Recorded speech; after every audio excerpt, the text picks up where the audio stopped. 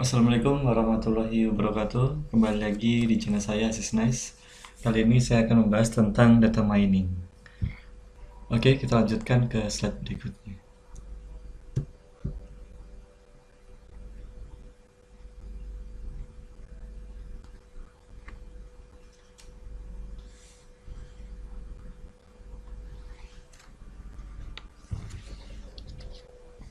Oke, kita masuk ke penjelasan tentang data mining. Apa itu data mining? Data mining adalah disiplin ilmu yang mempelajari metode untuk mengekstrak pengetahuan atau menemukan pola dari suatu data yang besar. Jika secara bahasa, mining sendiri memiliki arti menambang. Menambang data untuk diambil arti atau maknanya. Ya. Setelah kita olah datanya, akhirnya menjadi sebuah informasi, dari informasi jadilah sebuah pengetahuan. Jadi maksud dari menambang data tadi adalah untuk menghasilkan sebuah pengetahuan. Kalau secara istilah, ya seperti ini artinya, yaitu disiplin ilmu yang mempelajari metode untuk mengekstrak ya, pengetahuan atau menemukan pola dari suatu data yang besar. Jadi datanya itu jumlahnya atau ukurannya besar, yang nantinya kita ekstrak untuk menjadi sebuah pengetahuan menggunakan metode-metode tertentu sehingga didapatkannya lah sebuah pengetahuan atau sebuah pola dari data yang besar tadi. Oke, lanjut kita ke slide berikutnya.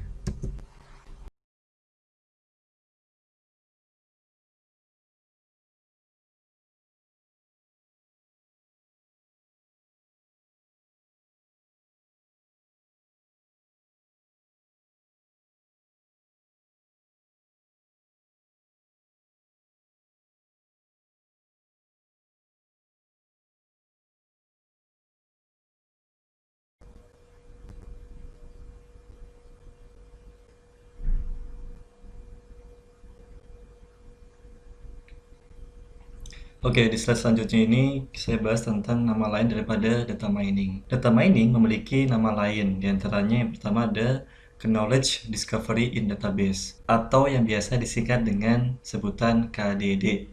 Kemudian ada Knowledge Extraction, Pattern Analysis, Information Harvesting, Business Intelligence, dan Big Data.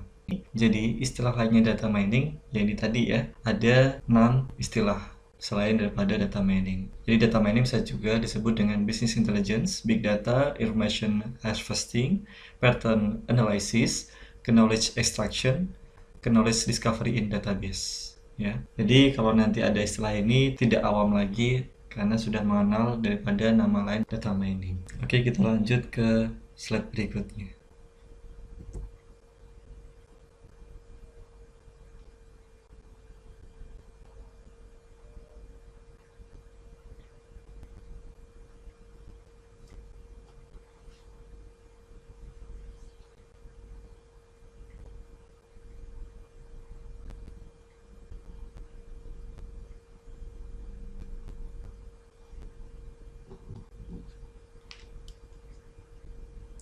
Baik, untuk penjelasan selanjutnya yaitu tentang penggambaran data mining. Jadi, gambaran dari data mining sendiri itu seperti ini ya. Ada himpunan data, metode data mining, dan pengetahuan. Awalnya itu adanya himpunan data. Ada beberapa metode yang nantinya digunakan untuk mengolah data mining ini. Kemudian dari metode data mining ini, himpunan data tadi diolah dengan metode data mining, kemudian barulah jadi sebuah yang namanya pengetahuan. Nah, ini ya. Jadi setelah kita gunakan metode data mining, kita olah, kita ekstrak ya, jadilah sebuah pengetahuan ataupun pola dari himpunan data, kemudian diolah menggunakan metode data mining, outputnya berupa pengetahuan ya. Jadi inputnya dari himpunan data, kemudian diproses menggunakan sebuah metode, lalu outputnya menjadi sebuah pengetahuan. Jadi ini adalah gambaran tentang data mining ya, secara umumnya seperti ini. Oke, next.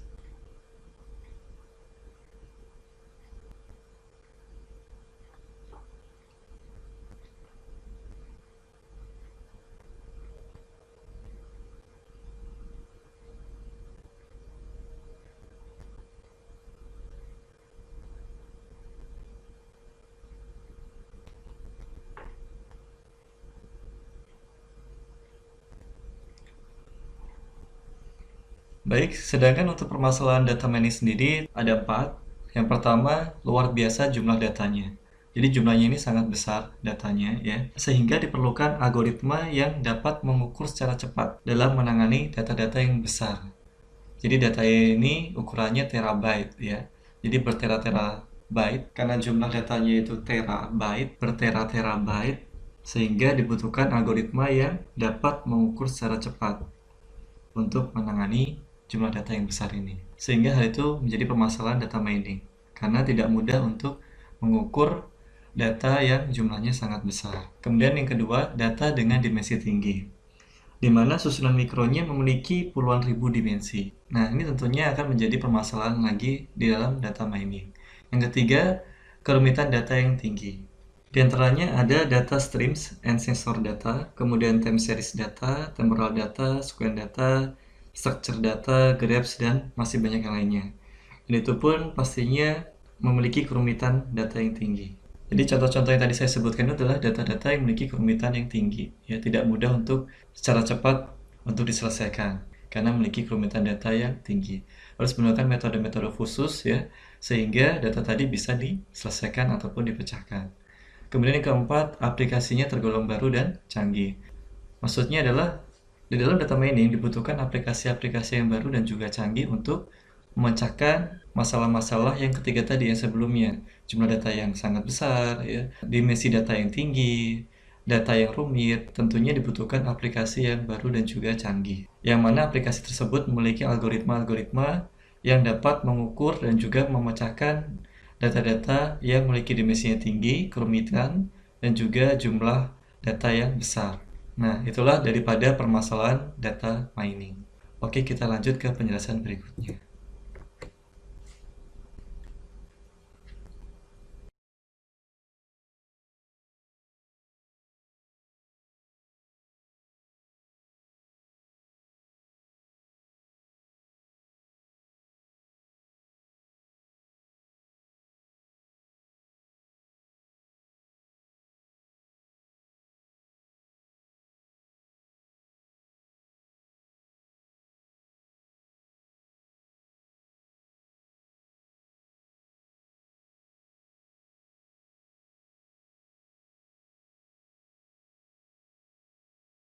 Untuk pembahasan selanjutnya mengenai tentang tipe data. Tipe data pada data mining dibagi menjadi dua, yaitu measurement dan counting. Pada measurement dibagi dua lagi, yaitu rasio dan interval. Counting juga dibagi dua lagi, yaitu ordinal dan nominal. Untuk measurement itu lebih ke pengukuran. Artinya sifat datanya bersifat numerikal. Beda hanya dengan counting yang artinya sebenarnya itu perhitungan, tapi dalam hal ini lebih ke klasifikasi. Sehingga sifat datanya yaitu bersifat kategorikal. Nih, kalau counting bersifat kategorikal datanya, kemudian kalau measurement bersifat numerikal. Di mana measurement di sini ada rasio dan interval, counting ada ordinal dan nominal. Untuk rasio sendiri ini sifatnya mutlak. Ya, data yang sifatnya mutlak itu dimasukkan ke dalam tipe data rasio. Sifatnya mutlak. Contohnya apa? Umur, berat badan, tinggi badan. Nah, itu masuk ke tipe data rasio. Kemudian ada interval. Interval ini pengukuran yang ditekankan pada jarak. Ya, contohnya sesuatu yang berjarak atau memiliki jangkauan itu dimasukkan ke dalam tipe data interval. Contohnya suhu dari 0 derajat Celcius sampai 100 derajat Celcius. Itu kan ada jangkauan. Nah, itu berarti tipe datanya menggunakan tipe data interval. Contoh lagi, umur dari 20 sampai 30 tahun. Nah, itu berarti menggunakan tipe data interval. Karena ada jarak ataupun jangkauan. Beda hanya dengan rasio, yang langsung disebutkan mutlak. Misalkan umur berapa? 17 tahun, 20 tahun. Jadi harus disebutkan secara mutlak berapa usianya. Berat badan, misalkan berat badannya berapa? 70 kilo, 60 kilo. Nah, secara mutlak harus disebutkan berapa. Ya, lebih tepatnya. Jadi nilainya ini absolut. Untuk rasio, itu bisa menggunakan operasi yang disebut dengan geometric mean, harmonic mean, dan percent variation. Sedangkan interval bisa menggunakan operasi mean, standard deviation, percent correlation, TNF test. Selanjutnya yaitu ke tipe data counting, di mana tipe data counting ini memiliki dua jenis juga, ada ordinal dan juga nominal. Tetapi kalau counting bukan lebih ke pengukuran, melainkan ke kategorisasi. Meskipun secara bahasa, ya kalau kita artikan dari bahasa Inggris ke Indonesia itu artinya perhitungan, ya. Tapi di sini lebih ke kategorisasi. Jadi data yang diperoleh dengan cara kategorisasi masuknya ke tipe data counting. Di mana tipe data counting ini dibagi dua, ordinal dan nominal. Untuk yang ordinal sendiri, contohnya yaitu tingkat kepuasan pelanggan. Misalnya puas, sedang, ataupun tidak puas.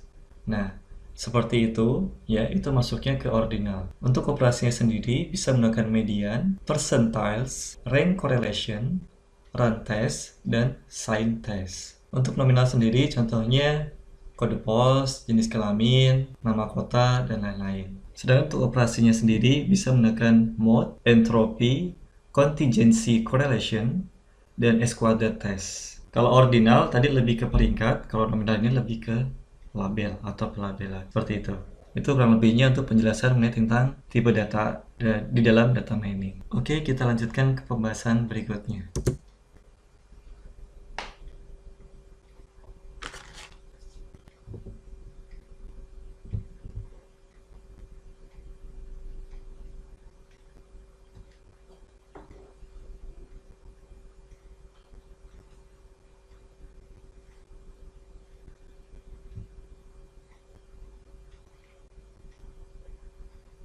Oke, untuk berikutnya ini adalah contoh daripada data mining. Yang saya bahas dulu di sini mengenai tentang data.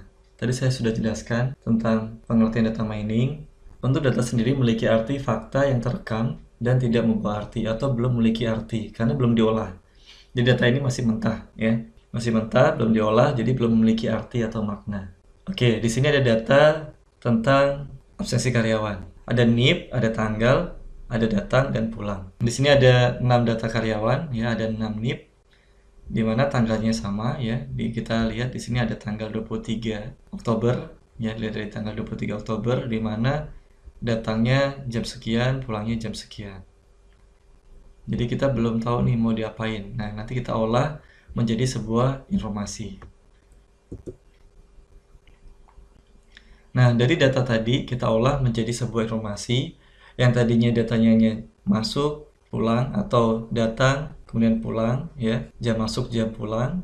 Kita bisa mengetahui informasi siapa saja sih yang telat, siapa saja sih yang masuknya tepat waktu, ya, siapa saja yang alfa, ya. Nah, ini diketahui jika NIP yang pertama ini masuk 22 kali, tidak pernah alfa, tidak pernah telat.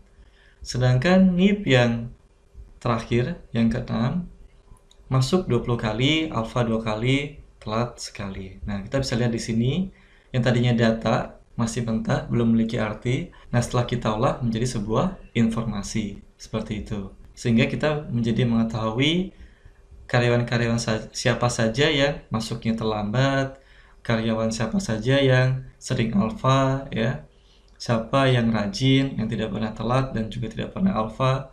Nah, itu menjadi sebuah informasi. Artinya informasi ini data yang sudah diolah dan memiliki arti, beda dengan data yang belum memiliki arti. Kemudian kita olah lagi menjadi sebuah output yang disebut dengan pengetahuan. Kita next, ya. Ini menjadi sebuah pengetahuan. Outputnya yaitu tentang pola kebiasaan daripada kehadiran mingguan karyawan atau bulanan karyawan. Dari data sebelumnya, ya, kita dapatkan tadi, ya, karyawan yang tidak pernah telat, karyawan yang sering alfa siapa, yang masuknya selalu tepat waktu siapa. Nah, itu bisa diolah menjadi sebuah pengetahuan, menjadi pola kebiasaan karyawan. Oh, ternyata karyawan itu sering terlambatnya di hari Senin. Banyak yang terlambat, 3 orang, alfa 1 orang.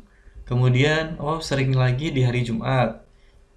Terlambat 3 orang, alfa 3 orang, pulang cepat 3 orang. Nah, ini mungkin, ya, bisa jadi gitu kan, nanti bisa telaah kenapa sih karyawan itu ketika terlambat atau pulang cepatnya di hari Jumat. Mungkin karena kerjanya di Jakarta, rumahnya di Karawang, ya kan. Jadi ketika misalkan sudah mendekati hari-hari weekend, nah mereka buru-buru pulang cepat. Kemudian ada yang alfa pengen liburan, ya. Kemudian mulai terlambat karena persiapan untuk pulang ke rumah, menyiapkan barang-barang yang dibawa pulang. Kemudian kenapa sih kalau Senin sering terlambat? Bisa jadi mereka berangkat dari rumah ya untuk ke tempat kerja Senin karena macet ya, kemudian jadinya mereka sering terlambat. Karena yang Sabtu Minggunya mereka pulang ke rumah, kemudian Seninnya harus berangkat lebih awal ya, terjebak macet akhirnya terlambat. Nah, itu bisa menjadi sebuah pengetahuan pengetahuan tentang pola kebiasaan karyawan. Seperti itu ya. Nah, itu yang disebut dengan data mining ya. Dari data mentah kemudian diolah menjadi sebuah data yang memiliki arti yang disebut dengan informasi. Informasi kemudian diolah kembali, diekstrak dari informasi tadi menjadi sebuah pengetahuan. Jadi output yaitu pola kebiasaan karyawan. Oke, kurang lebihnya seperti itu untuk contoh data mining. Oke, kita next ya, lanjut ke pembahasan berikutnya.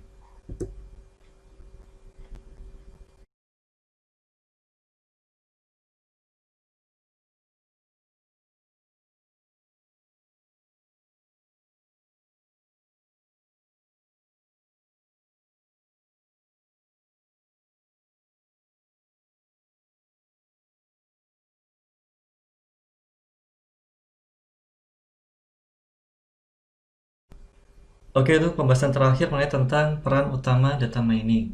Ada estimasi, forecasting, klasifikasi, clustering, dan terakhir ada asosiasi. Ya. Oke, akan saya berikan contoh dulu untuk yang estimasi. Nah, di sini ada contoh estimasi waktu pengiriman pizza.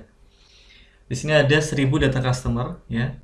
Kemudian di sini ada variabel jumlah pesanan, jumlah traffic light, ada jarak, ada waktu tempuh. Dari contoh estimasi waktu pengiriman pizza ini, terdapat beberapa variabel yang kita bisa lihat di sini, ya.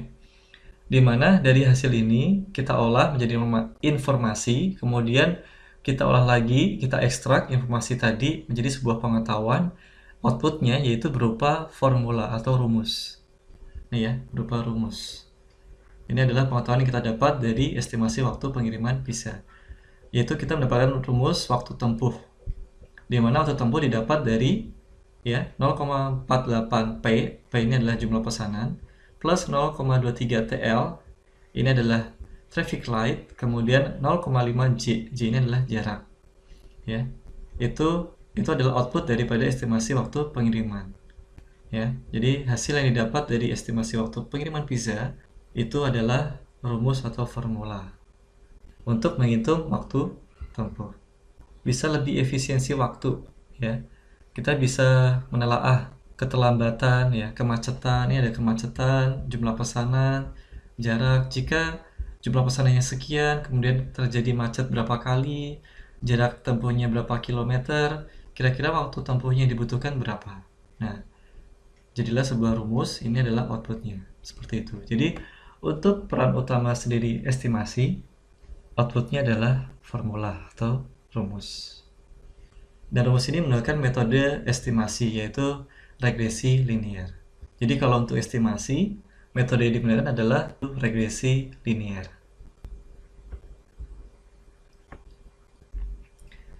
Oke, peran utama data mining sendiri di sini saya ambil berdasarkan Lalaros tahun 2005. Ya, jadi kutipan peran utama data mining ini saya ambil dari kutipan Lalaros tahun 2005. Ya. Atau bisa disebut juga data mining rules. Bisa disebut juga dengan data mining rules untuk penjelasan yang saya tampilkan ini. Oke, untuk selanjutnya saya akan jelaskan tentang forecasting. Yang saya contohkan di sini adalah berupa contoh dataset harga saham dalam bentuk time series atau rentetan waktu. Ya, di time seriesnya ini labelnya. Ada 13 data, kemudian kita pecahkan menggunakan metode forecasting yaitu neural network. Nah, untuk memecahkan permasalahan ini ya, khususnya dalam metode forecasting, kita bisa menggunakan metode neural network ya. Jadi neural network nanti ini akan menghasilkan pengetahuan yaitu berupa rumus daripada neural network ya, mendapatkan rumus neural network. Dari rumus ini dihasilkan sebuah prediction plot. Jadi kita tahu harga saham saat naik ataupun turun. Itu menggunakan metode forecasting neural network. Ya, ini contoh daripada peran utama pada forecasting. Oke, kita lanjutkan. Masuk ke peran utama klasifikasi. Contohnya di sini adalah klasifikasi kelulusan mahasiswa.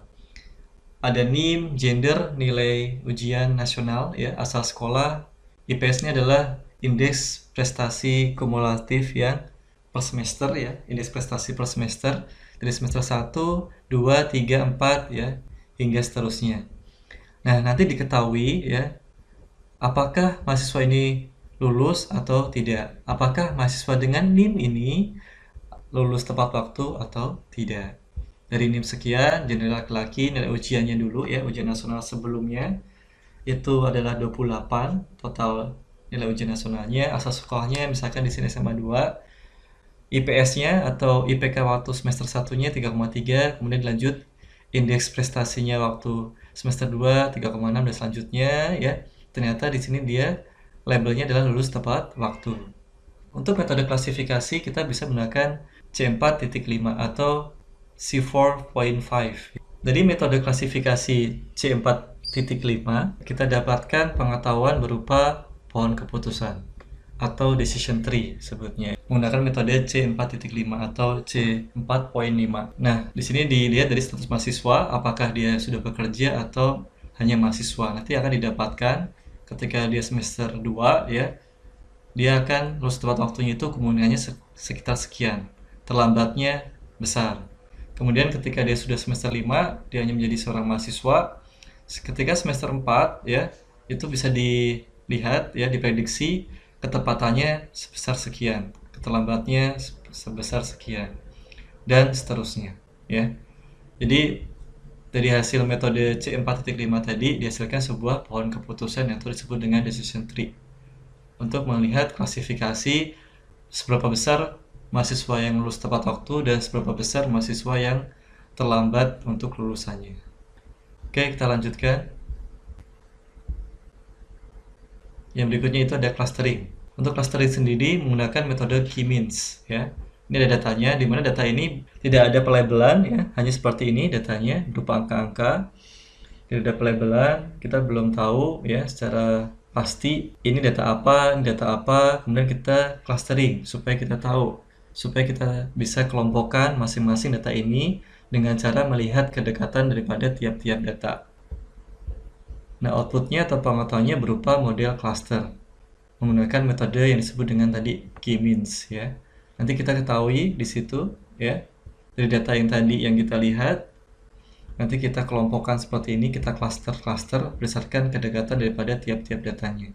Sehingga kita peroleh yaitu cluster 0, cluster 1, dan cluster 2.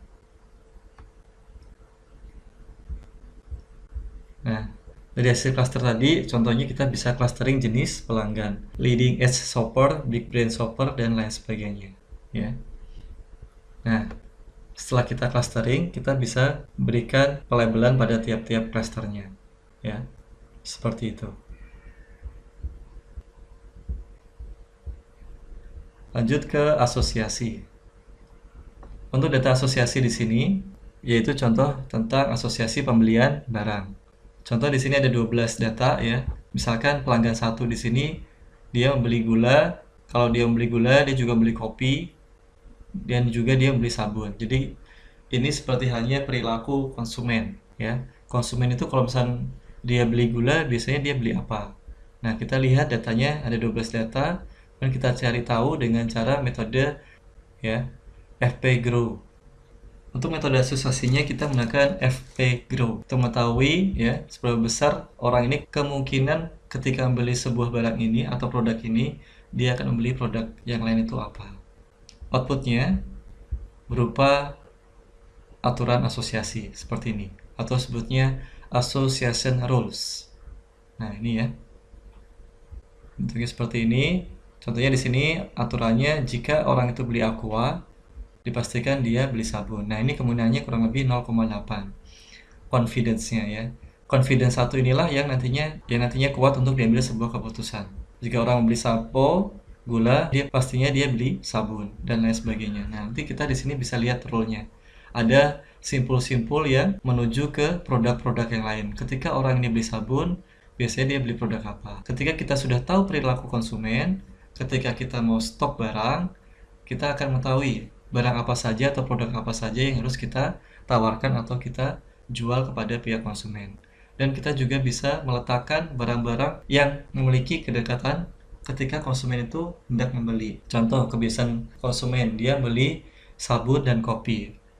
Nah, orang-orang atau konsumen-konsumen yang biasa membeli sabun atau kopi tadi, biasanya dia membeli gula. Kenapa? Kalau beli kopi, ya pastinya butuh gula. Nah, seperti itu.